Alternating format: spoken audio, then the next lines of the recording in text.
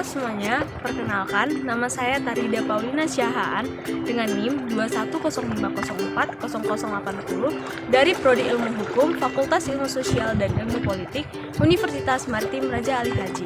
Di sini saya membuat video presentasi untuk memenuhi tugas dari dosen pengampu saya, yaitu Ibu Heni SH-MH selaku dosen kriminologi saya. Di sini saya akan membahas mengenai tindak pidana kejahatan di laut.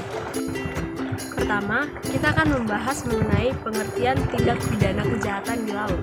Pengertian tindak pidana kejahatan di laut adalah tindak pidana yang hanya terjadi di laut saja dan tidak bisa terjadi di darat. Dibedakan dengan tindak pidana umum yang terjadi di laut dapat disebut delik khusus, delik tersebar, delik di luar KUHP.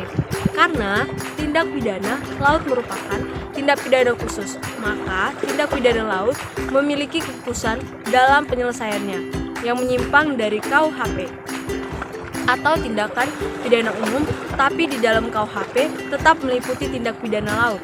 Media yang digunakan yaitu berupa laut yang mempunyai sifat internasional, sedangkan tata cara melakukan tindak pidana laut pun juga berbeda dengan menggunakan kapal. Yang kedua, kita akan membahas mengenai jenis-jenis tindak pidana di laut. Yang pertama, ada tindak pidana perikanan di zona eksklusif.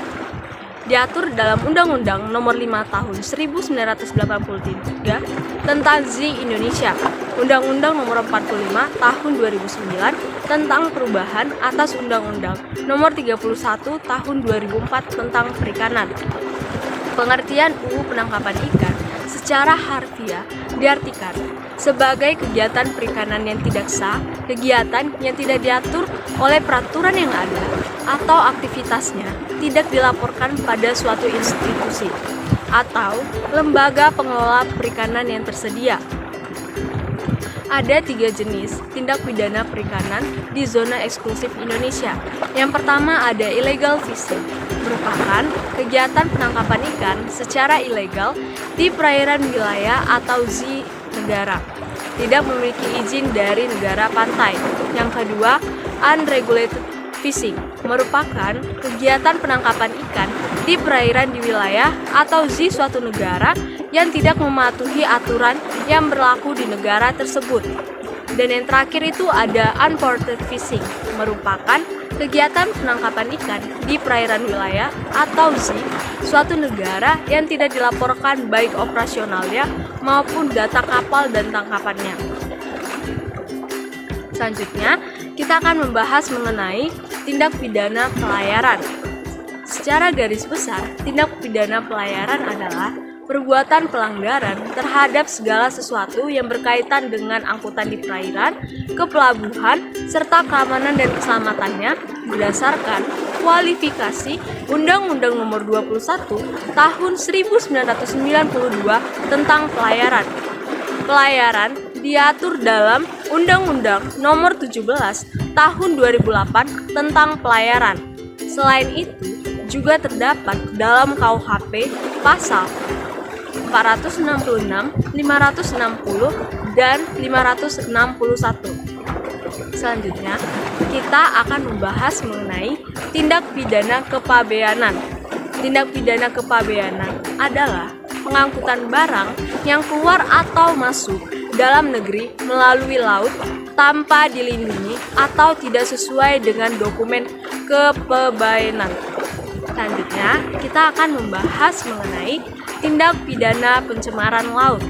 Pencemaran laut adalah suatu permasalahan yang setiap hari terus bertambah yang harus menjadi perhatian kita semua karena sangat berdampak pada kehidupan laut agar kekayaan laut Indonesia dapat lestari.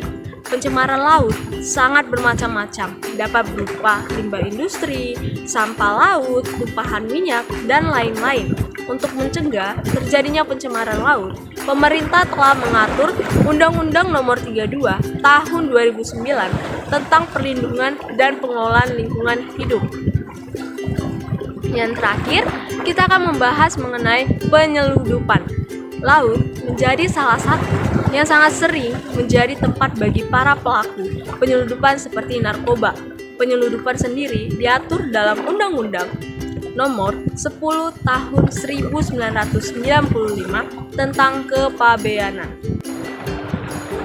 Yang keempat, kita akan membahas mengenai penanggulangan dan pencegahan tindak pidana laut dalam perspektif kriminologi. Hukum pidana menciptakan rumusan suatu kejahatan dalam hukum formal, sementara kejahatan tersebut menjadi sebuah kajian pokok dalam kriminologi. Posisi geografis Indonesia yang strategis, banyak pihak tertentu yang melakukan kegiatan di wilayah Indonesia yang melanggar peraturan perundang-undangan baik secara nasional maupun internasional dalam bentuk ancaman. Adapun ancaman yang pertama yaitu ancaman kekerasan, yaitu ancaman yang menggunakan kekuatan bersenjata terorganisir, antara lain seperti pembajakan, perampokan, aksi teror, sabotase. Yang kedua ada ancaman terhadap sumber daya laut, berupa pencemaran dan perusakan terhadap ekosistem laut, dan konflik pengelolaan sumber daya laut yang dipolitisasi dan diikuti dengan pergelaran kekuatan militer. Yang ketiga ada ancaman pelanggaran hukum, yaitu tidak dipatuhinya hukum nasional maupun internasional yang berlaku di perairan, antara lain seperti illegal logging, illegal fishing, dan penyeludupan. Yang terakhir ada ancaman navigasi, yaitu ancaman yang timbul oleh kondisi geografis maritim dan hidrografi akibat kurang memadainya sarana bantu navigasi sehingga dapat membahayakan keselamatan pelayaran. Selanjutnya kita akan membahas mengenai upaya penanggulangan tindak pidana kejahatan di laut. Yang pertama ada pendekatan represif, yaitu pada prinsipnya dijalankan setelah terjadinya tindak pidana. Pendekatan represif ini ditujukan kepada penegak hukum. Penegakan hukum yang tegas dan tuntas dapat memberikan efek insaf kepada pelaku secara khusus sehingga tidak mengulangi perbuatan yang sama atau lebih buruk, serta memberikan pelajaran kepada masyarakat agar tidak berbuat hal tersebut sesuai dengan tujuan pemidanaan, yaitu agar tidak terjadi pengulangan terhadap perbuatan yang sama. Yang kedua, ada pendekatan preventif, yang masyarakat sumber daya perairan merupakan common property. Oleh karenanya, keterlibatan masyarakat mempunyai peranan strategis untuk ikut ambil dalam upaya perlindungannya. Yang kelima, kita akan membahas mengenai contoh kasus. Bakamla RI tertibkan kapal berbendera Bahama drifting di perairan Kepri. Badan Keamanan Laut atau Bakamla Republik Indonesia menerbitkan kapal motor berbendera Bahama yang melakukan drifting atau berhenti di tengah-tengah jalur lalu lintas kapal di perairan timur laut Pulau Bintan, Kepulauan Riau.